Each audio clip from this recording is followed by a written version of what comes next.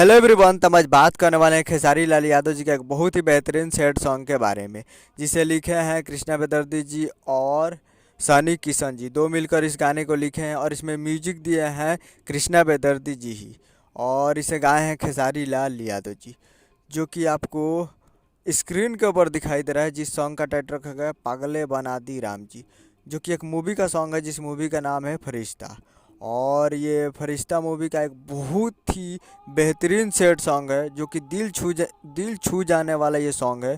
और ये आने वाला है 14 मार्च 2023 को सुबह सुबह 6:15 AM पे, यानी कल सुबह में 14 मार्च को सुबह 6:15 पे फुल वीडियो सॉन्ग को रिलीज़ किया जाएगा, जो कि काफ़ी ज़बरदस्त सैड सॉन्ग है।